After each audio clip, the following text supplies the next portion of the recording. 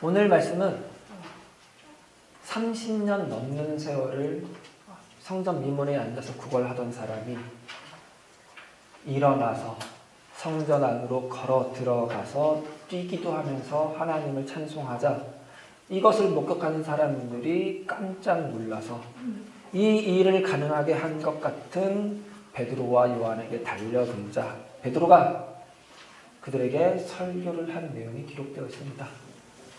왜 우리 개인의 경건과 능력 때문에 이 사람이 나았다고 생각하느냐? 왜 우리를 주목하느냐? 그게 아니다. 우리에겐 아무런 힘이 없었다. 우리에겐 아무런 원인이 없다. 그 원인과 힘은 오로지 예수 그리스도 이름에 있다는 내용이 이 설교의 핵심 내용입니다. 개인의 권능과 경건에 있지 않다는 말을 했음에도 불구하고 그런데 이 내용을 대단히 오해를 하기가 쉬운데요. 왜냐하면 16절에 믿음이라는 단어가 등장하기 때문입니다. 16절을 한번 같이 읽어볼까요? 그 이름을 믿음으로 그 이름이 너희가 보고 아는 이 사람을 성하게 하였나니 예수로 말미암아 난 믿으니 너희 모든 사람 앞에서 이같이 완전히 낫게 하느니라. 여기서 믿음으로 이렇게 두 번 등장하는데 그 이름을 믿음으로 라는 말을 적어도 나면서부터 걷지 못했던 사람이 그 이름을 믿음으로 라고 생각하거나 혹은 베드로가 그 이름을 믿음으로 권능을 발휘했다라고 생각하기가 쉽습니다. 믿음 그러면 어떤 한 개인이 어떤 것을 인지하고 동의하고 확신하는 것이라고 받아들이기가 쉽기 때문입니다. 그래서 그 뒤에 두 번째 나오는 믿음을 가지고는 예수로 말미암아 난 믿음이라는 말은 예수로 말미암아 그 걷지 못했던 사람에게 난 믿음 혹은 예수로 말미암아 베드로에게 난 믿음이라고 뭔가 이렇게 어떤 개인의 이름을 추가해서 이렇게 보는 것입니다. 그런데 이렇게 보는 것은 대단한 문제가 있죠. 왜냐하면 이 날 때부터 걷지 못했던 사람이 예수를 알지 못했었고 이 예수에 대한 어떤 소식을 전해 듣고 그걸 예수가 행한 일, 예수가 와서 한 일이 어떤 의미를 가지고 있고 그 예수라는 이름에 어떤 의미가 담기고 어떤 능력이 발휘될 수 있는지에 대해서 전해 들을 시간은 없었죠. 그걸 인지하고 인정하고 확신을 가질 만한 시간은 없었습니다. 그냥 베드로가 나를 봐라. 그러더니 예수 그리스도 이름으로 일어나 걸으라 했더니 그냥 걸었죠. 그래서 자꾸 이제 큰 상상의 나래를 펼칩니다.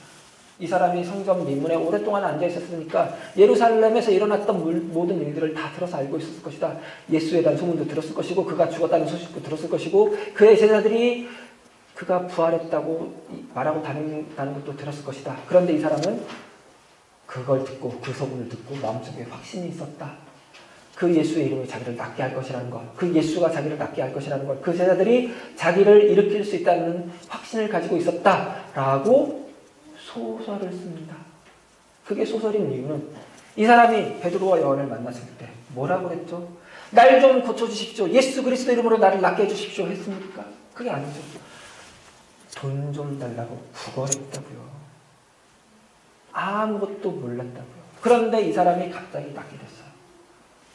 그러니까 적어도 이 사람은 그러니까 이 16절 말이 그 이름을 믿음으로가 이 나면서부터 걷지 못했던 사람에 관한 이야기는 아니라는 것 정도는 알 수 있습니다. 그럼 남은 거 하나밖에 없죠. 베드로가 그 이름을 믿어서 권능을 가졌다고 예수로 말미암아 베드로에게 어떤 믿음이 생겨서 베드로가 그 능력을 발휘한 것이라고 보면 안 된다고 그랬죠. 이 설교가 애초에 뭐 때문에 시작됐다고요? 왜 나를 주목하느냐? 우리 개인의 권능과 경건으로 이 사람을 낫게 했다고 생각하지 마라. 라는 말을 하려고 이 설교를 한 거니까 당연히 이건 베드로의 것이 아니죠. 그럼 뭘까요? 이 믿음이라는 건 뭘까요? 이걸 우리가 이렇게 오해하게 된 가장 큰 이유 중에 하나는 이게 대단한 큰 오역이기 때문입니다. 번역이 조금 잘못됐어요. 그런데 사실 그 번역이 잘못될 수밖에 없긴 해요. 뭐라고 번역을 해야 될지 몰라서 제일 비슷하게 한 번역이기 때문에 그래요. 그 이름을 믿음으로 라는 말은 그 이 원문에 가깝게 대단히 거칠게 해석하면 이렇게 됩니다. 그 이름의 믿음 위에서 라는 뜻입니다. 그 이름의 믿음 위에서 그 이름이 이 사람을 상하게 했다입니다. 이게 도대체 무슨 뜻이에요? 그 이름의 믿음 위에서. 그러니까 그 이름을 믿는 것이 아니라 그 이름이 가진 믿음인 거예요. 그 이름이 가진 믿음 위에서 그 이름이 나게. 도대체 무슨 말인지 모르겠죠. 그래서 가장 이렇게 이해하기 쉽게 우리가 수용할 수 있는 수준으로 번역을 한 것이 그 이름을 믿음으로 그 이름이 이렇게 번역을 한 거예요. 그런데 이 문제는 이 두 번째 있는 거에서도 똑같이 나타나요. 예수로 말미암아 난 믿음. 이 말은 사실은 되게 좋은 번역인데 우리가 가진 전통적인 믿음에 대한 견해가 자꾸 어떤 한 개인에게서 난 믿음이라고 생각하기 때문에 이 번역이 좋은 번역인데도 오해를 낳게 되는데 이걸 조금 더 거칠게 번역을 하면 이런 거예요. 그를 통한 믿음. 그를 통한 믿음이 이렇게 했다는 거예요. 그럼 그 이름의 믿음 위에서라는 말과 그를 통한 믿음이라는 말은 어떤 의미를 가질까요? 근데 우리가 지금 앞에서 살펴본 바에 따르면 적어도 이게 어떤 한 개인이 어떤 것을 인지하고 그것을 인정하고 그래서 확신을 가지거나 혹은 신념을 가지는 것 정도의 차원을 말하는 게 아니라는 것은 알 수 있습니다. 그러면 이게 뭘 말하는 걸까요? 그걸 알려면은 먼저 14절에 있는 거룩하고 의로운 이라는 표현에서부터 출발할 필요가 있습니다. 베드로가 예수 그리스도를 거룩하고 의로운 이라고 말했는데요. 이것은 거룩하다 그리고 의롭다라는 각각 두 단어의 두 의미를 개별적으로 쓰는 것이 아니라 이 히브리인들이 즐겨 쓰는 표현법이라고 그랬죠. 중언법입니다. 같은 의미를 가진 다른 두 단어를 한꺼번에 써서 자기가 표현하고자 하는 바를 강조하는 것이라고 그랬죠. 거룩과 의로움이라는 이 다른 단어지만 이 가운데서 같은 의미를 이렇게 모아서 강조한 것이에요. 거룩하다라는 말에는 구별되다라는 의미가 있다고 그랬죠. 구별되다라는 말이 의롭다는 말과 만나서 구별된 의, 전혀 다른 의라는 말이 가져요.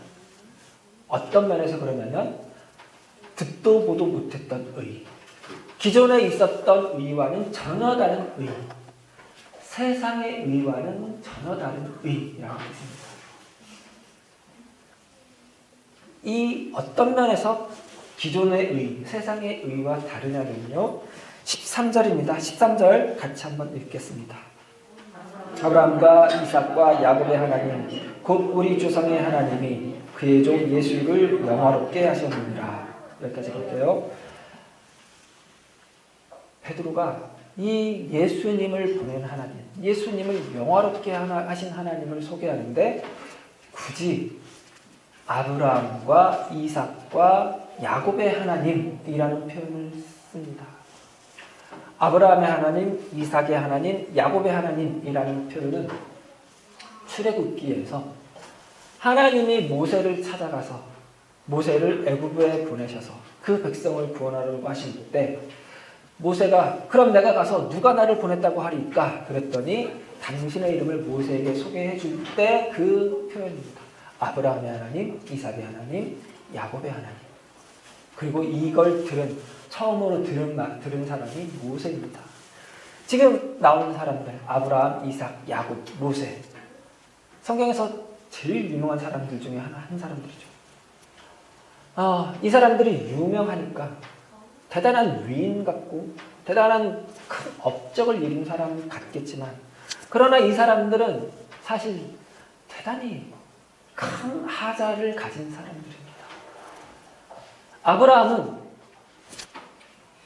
많은 자식이 다산이 복의 상징인 시대에서 100년을 무자한 자로 살았습니다. 그러니까 저주받은 사람이죠. 세상이 경멸하는 사람입니다. 야곱 이런 뜻이 뭐라고 그랬어요? 발꿈치를 잡는 자, 남의 발목을 잡는 자. 이거 우리 언제 쓰는 표현이에요?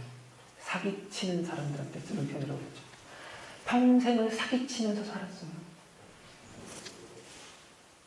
형한테 사기치고, 그걸 위해서 아빠한테도 사기를 치고, 삼촌한테도 사기를 치고, 평생 그렇게 사기치는 사람이었어요. 그럼 이삭은 뭘 했는지도 몰라요. 성경이 이삭에 대해서 기록한 게 거의 없어요. 별 볼 일 없는 자. 존재의 의미도 가치도 없는 자. 그런 삶을 산 자예요.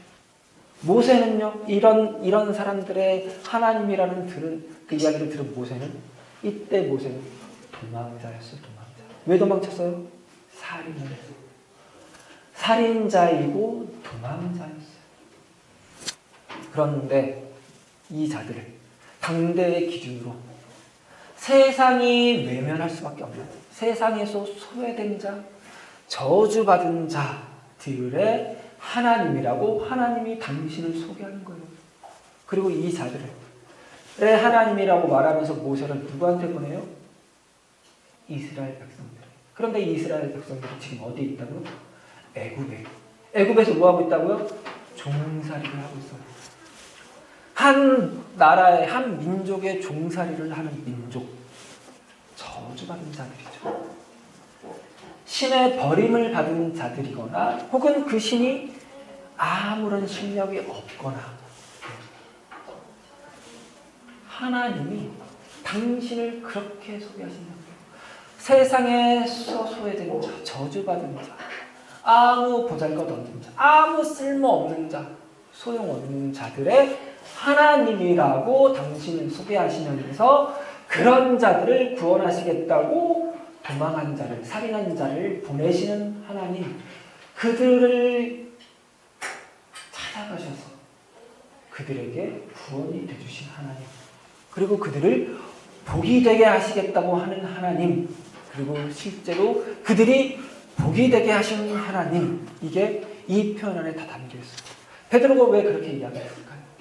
베드로가 본 예수는 그런 하나님이 보낸 메시아, 그리스도가 맞거든요. 그가 와서 한 일을 베드로가 다 못 겪겠죠. 예수의 가장 유명한 별명이 뭐였다고요? 죄인과 세리의 친구. 세상은 다 외면하는 자들을 예수가 찾아가서 친구가 되어줬다고요. 그가 와서 한 일이 뭐였어요? 문둥병자를 고치고, 그런데 고칠 때 문둥병자가 자기를 만지는 걸 내어버려 둔 상태에서 고쳤어요. 세상이 말하는 불의, 세상이 말하는 부정, 세상이 말하는 죄, 이 경계를 허무시고 찾아가셔서 그들을 만나주신 분이라고 예수. 이게 베드로에게 왜 가장 크게 와닿았을까요? 지가 그런 짓을 했으니까. 난 저 사람 모릅니다. 내가 저 사람을 안다면 나는 저주를 받을 것입니다. 이러면서 3번이나 예수를 부인했는데 예수님은 베드로를 찾아갔어요. 넌 여전히 내 제자다. 넌 여전히 내 사랑하는 제자다. 라고 말하는 예수라고. 이런 신이 어딨냐 이거죠. 이런 분이 어딨냐 이거죠. 이런 의가 어딨냐 이거죠. 기존의 세상의 의는 이런 자들 다 쫓아내는 의였잖아요. 그런데 이 예수로 보여진 하나님은 정말 말 그대로 아브라함과 이삭과 야곱의 하나님이더라 이거예요. 우리 조상의 하나님이더라 이거예요. 우리 조상 별 볼 일 없던 자들, 애굽의 종살이하던 자들, 그런 자들을 구해내셔서 자유인이 되게 하시고 한 민족을, 한 나라를 이루게 하신 하나님, 그 하나님이 이 예수를 영원롭게 하셨더라 이거예요. 그러니까 이 예수를 저구할 수밖에 없었겠죠. 기존의 의, 세상의 의로는 담을 수가 없으니까, 수용할 수가 없으니까 거부할 수밖에 없었겠죠. 그 이야기가 너희가 악해서 나빠서 거부했다가 아니라 이 의는 완전히 다른 의여서 너희가 담아낼 수가 없었다. 그래서 너희가 죽여버렸다. 그런데 그 죽인 예수가 알고 보니 사실은 생명의 주였다. 생명의 주관자, 생명을 다스리는 자라는 의미하기보다는 생명의 창시자, 생명의 근원 이런 뜻입니다. 그를 죽였더니 그가 생명의 창시자여서 생명의 근원이어서 죽음 자체를 바꿔버렸다 이겁니다. 죽음이 끝이었죠 사실은. 그런데 죽음이 끝이 아니게 만들었다. 죽음 뒤에 생명을 붙여버렸다. 죽음의 생명을 붙여버렸다. 그래서 죽음이 더 이상 죽음이지 못하게, 죽음이 더 이상 끝이 아니게, 죽음이 오히려 생명을 여는 문이 되게, 생명을 향하는 통로가 되게 만들어버리셨다. 그게 이 예수가 한 일이고 예수의 생애이며 예수의 사역이며 예수의 이름이며, 그래서 어떤 일이 일어났다고요? 다시 우리 지난주에 찾아봤던 누가복음 7장 22절 다시 한번 볼까요? 누가복음 7장 22절 신약성경 101페이지입니다. 예수께서 대답하여 이르시되 너희가 가서 보고 들은 것을 요한에게 알리되 맹인이 보며 못 걷는 사람이 걸으며 나병 환자가 깨끗함을 받으며 귀먹은 사람이 들으며 죽은 자가 살아나며 가난한 자에게 복음이 전파된다 하라. 맹인이 보고 못 걷는 사람이 걷고 나병 환자가 깨끗함을 받고 귀먹은 사람이 듣고 죽은 자가 살아나고, 지금 이 사람들은 다 기존의 의가, 기존 세상의 의가 다 부정한 자들로 취급하고 진영 밖으로, 마을 밖으로 몰아내 소외하던 사람, 그런 자들이 다시 마을 안으로, 진영 안으로 들어오게 만듭니다. 이 자들이 사실은 불의한 자들이, 부정한 자들이 아니다라는 선언이라고. 이들이 그럼 어떻게 됐어요? 온전케 됐어요. 온전케. 16절 그 후반부에 보면 예수로 말미암아 난 믿음이 너희 모든 사람 앞에서 이같이 완전히 낫게 하였느니라 이렇게 되어 있는데, 완전히 낫게 되었다는 말이 원래 뜻은 온전해졌느니라. 온전해진다. 온전해진다는 말은 어떤 의미를 가지고 있습니까? 성인이 된다는 것과 차이가 없어요. 성인이 된다는 건 어떤 상태인가요? 자기가 자기 인생을 스스로 결정하고 그 결정에 대해서 스스로 책임지는 것을 이야기하죠. 예수 그리스도를 통하여 난 믿음이, 그 이름의 믿음이, 그 이름이 가진 믿음이 이런 일들을 행하는 거예요. 그러니까 이 믿음은 뭐냐면은 이런 일들이 일어나게 된 일들 그 자체를 말하는 거예요. 다시 말하면 예수님이 그의 모든 생애와 십자가, 죽음과 부활을 통하여 끌고 온 하나님의 생명의 통치예요. 모든 악함과 실패와 불의와 부정이 그런 것들임에도 불구하고 생명으로 연결될 수밖에 없게 만드는 예수의 그 십자가, 저주받은 죽음이 생명으로 연결됐던 것처럼 모든 불의와 부정이 다 실패로 끝나지 않고 죽음으로 끝나지 않고 그걸 넘어 생명으로 연결될 수밖에 없는 새로운 질서, 새로운 하나님의 통치, 의의 통치, 생명의 통치, 이걸 가리키는 말이 믿음인 거예요. 그러니까 그 이름이 가진 믿음 위에서 그 이름이 이 사람을 상하게 했고, 그 이름을 통한 믿음이 이 사람을 온전하게 했다라는 뜻이 되는 거예요. 이제 이해가 되시겠어요? 그러니까 믿음은 한 개인이 가지고 인지하고 인정하고 확신을 가지고 막 개발해 나가야 하는 어떤 것이 아니라 하나님이 예수 그리스도를 통하여 이 세상에 밀고 들어온 하나님의 새로운 통치 방식인 거예요. 생명, 진리, 의, 그리고 온전케 함. 이게 옛 시대와 우리 지금 예수 그리스도의 삶으로 들어온 새 시대의 가장 큰 구별이에요. 옛 시대의 특징은 뭐라고 그랬죠? 내가 스스로 하나님이 되어 내가 내 인생을 책임지려고 하는 시대라고 그랬죠. 그렇다면 새 시대는 반대로 하나님의 다스림 안에 복속되어서 하나님을 의지하고 하나님이 책임지는 시대인 거예요. 그런데 이 두 시대에 모두 역설이 있어요. 옛 시대는 내가 하나님이 돼서 내가 책임지는 시대라고 알고 살고 있지만, 그러나 그 옛 시대는 사실은 죄와 사망의 종노릇하는 시대. 내가 책임지려면 내가 선택을 해야 되는 것이지만, 그러나 선택할 힘이 없어요. 선택할 권리가 없어요. 아무런 선택의 여지 없이 모든 것이 죄이면 모든 것이 사망, 죽음으로 갈 수밖에 없는 시대였다. 그러나 새 시대는 이 예수 그리스도의 믿음이, 예수 안에 있는 믿음이, 예수를 통하여 들어온 믿음이 열어젖힌 새 시대는 하나님께 복속하여 하나님 통치 아래 들어가서 하나님이 책임지는 인생을 사는 것이지만, 그러나 그 안에는 우리에게 선택권이 주어진 거라고. 우리가 선택을 하는 것이라면 당연히 그 선택에 대한 책임도 우리가 지죠. 이게 온전함이에요. 온전함. 우리 지난주에 살펴봤죠. 이 사람이 낫게 되었어요.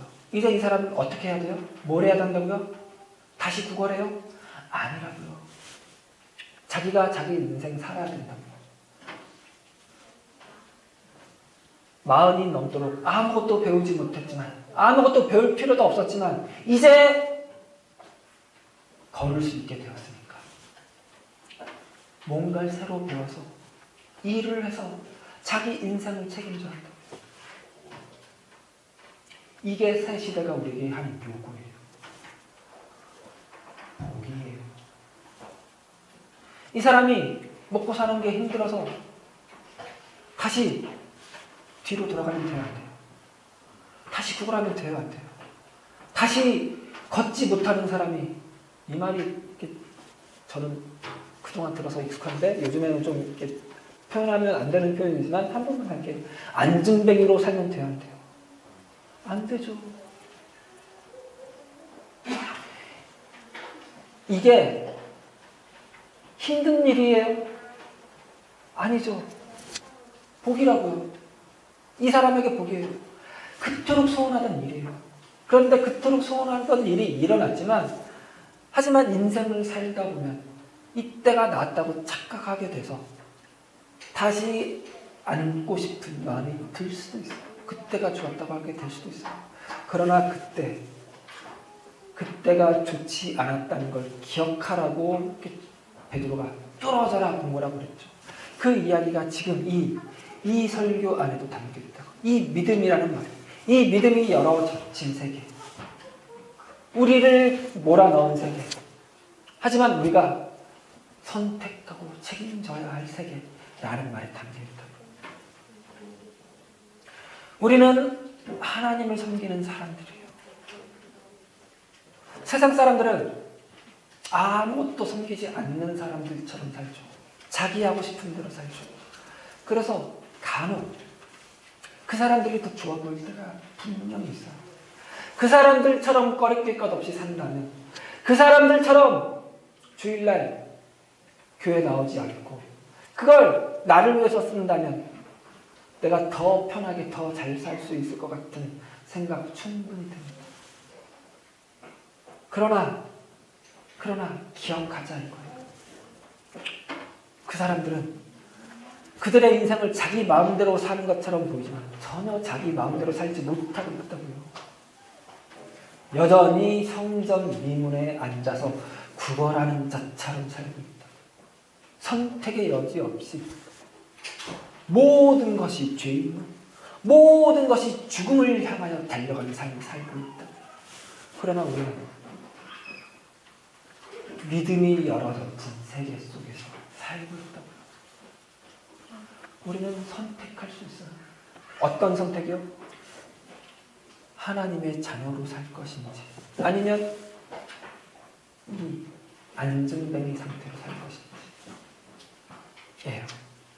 어떤 선택을 하시겠어요? 어떤 선택을 하시겠어요? 우리는 늘 하나님의 자녀인 게 좋죠. 아멘이세요? 아멘. 이게 복이라는 걸 늘 기억해냈으면 좋겠어요. 늘 우기세요. 이게 복이야.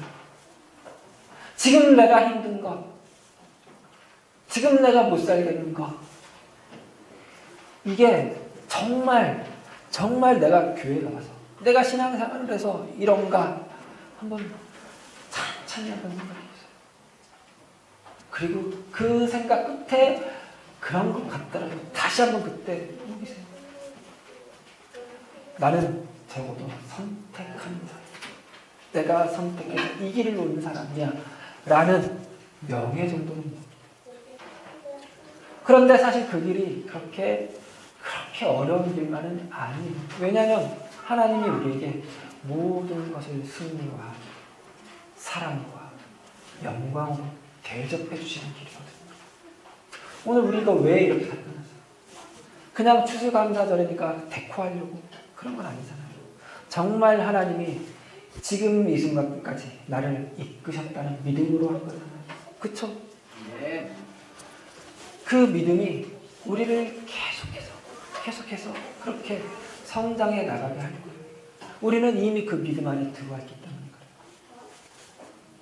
그래요. 그 믿음이 우리를 조금씩 더 온전해 가게 할 거예요.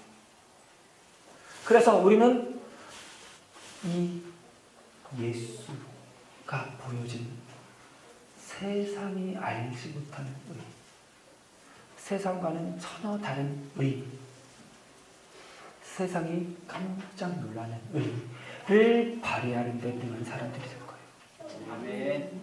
아니, 어떻게 이 순간에 이렇게 웃을 수 있어? 야, 이 순간에 나를 이런 걸 용서한단 말이야. 이런 경이로움을, 이런 놀라움을 우리 성도님들이 만나는 다른 사람들에게 안겨줄 수 있는 삶이 우리 삶에 허락된 거예요. 그걸 누리고 충분히 발휘하는 데 능한 우리 성도님들 되시기 바랍니다. 네. 기도하시겠습니다. 하나님 감사합니다. 하나님, 우리는 예수 그리스도를 통하여 생겨난 믿음의 세계에 들어온 사람들입니다. 우리가 아무한 것 없지만, 우리는 여전히 아무것도 모르지만 하나님의 크신 사랑과 하나님의 그 아브라함의 하나님, 이삭의 하나님, 야곱의 하나님, 그리고 모세를 보내신 하나님, 그리고 이스라엘을 구원하신 하나님, 그 하나님 되심으로 말미암아 우리도 하나님의 백성, 하나님의 자녀가 되었습니다. 하나님, 그러니 이 하나님께 감사한 마음으로 살아가게 해주시고, 이 하나님이 우리에게 허락해 주시는 이 새로운 세계를 책임감을 가지고 선택하며 또 그 책임을 지고 하나님의 자녀답게, 하나님의 백성답게 사는 삶을 살아낼 수 있는 우리가 되게 도와주시옵소서. 그렇게 할 때 우리가 만나는 모든 사람들이 경이로워하고 놀랄 것을 믿습니다. 그렇게 하나님의 크신 의가, 하나님의 그 아무것도 수용할 수 없고 담을 수도 없고 상상할 수도 없는 그 거룩한 의가 생명이 우리의 삶을 통하여 전파될 것을 기대합니다. 감사드리며 예수님 이름으로 기도드렸습니다.